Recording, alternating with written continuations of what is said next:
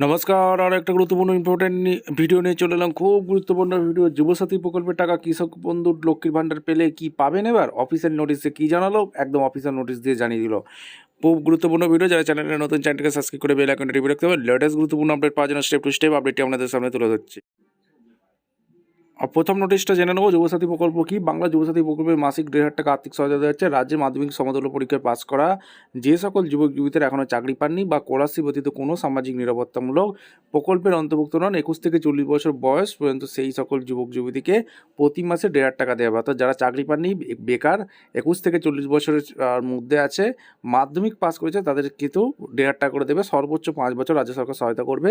এই টাকাটা 1 এপ্রিল 2026 তারিখে ডাইরেক্ট ব্যাংকের অ্যাকাউন্টে ডেবিটের মাধ্যমে পৌঁছে যাচ্ছে সরাসরি ব্যাঙ্ক অ্যাকাউন্টে উপভোক্তাদের কাছে। নতুন আবেদনপত্র ক্যাম্প দরখাস্তের ওয়েবসাইটে পেয়ে যাচ্ছে। কাল থেকে 15 তারিখ থেকে শুরু হয়েছে, যেটা 26 তারিখ পর্যন্ত চলবে ক্যাম্প।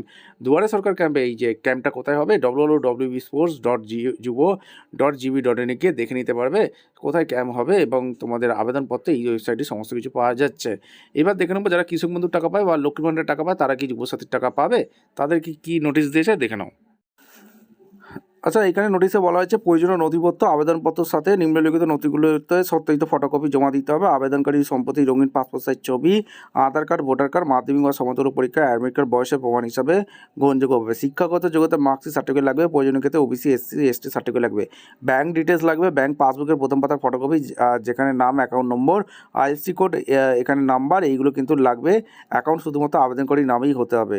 আচ্ছা, যুবসাথী প্রকল্পে তিনি পশ্চিমবঙ্গের স্থায়ী বাসিন্দা হতে হবে। তিনি বর্তমানে রাজ্য সরকারের কোনো নিয়মিত চাকরি করলে হবে না, মাসিক ভাতা পান না।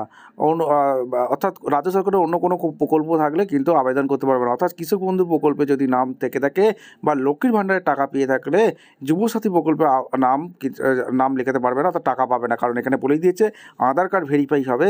যখন যুবসাথী প্রকল্পে আধার কার্ড ভেরিফাই করবে তখন কিন্তু যদি ওই পোর্টালেই লক্ষ্মীর ভাণ্ডার বা কৃষক বন্ধু প্রকল্পের আধার কার্ড যখন ম্যাচ হয়ে যাবে তখন কিন্তু টাকাটা পাবে না। এটা পরিষ্কারভাবে বলে দিয়েছে। অর্থাৎ ভবিষ্যতে চাকরি পেলে কোনো সরকারি প্রকল্পে যুক্ত হলে কর্তৃপক্ষকে জানাতে হবে। এইগুলো কিন্তু নোটিশে একদম জানিয়ে দিয়েছে। অর্থাৎ যুবসাথী প্রকল্পের নাম লেখা থাকলে কৃষক বন্ধুর প্রকল্পের টাকা পাওয়া চলবে না। ঠিক আছে, এটা একদম পুরো গুরুত্বপূর্ণ আপডেট। ভিডিওটা ইনফরমেটিভ মনে হলো, আমাদের চ্যানেল ফার্স্ট টাইম দেখলে চ্যানেলটাকে সাবস্ক্রাইব করে বেল আইকনটা টিপে রাখতে হবে লেটেস্ট গুরুত্বপূর্ণ আপডেট পাওয়ার জন্য। দেখা হচ্ছে কোনো পরবর্তী ভিডিও। ধন্যবাদ।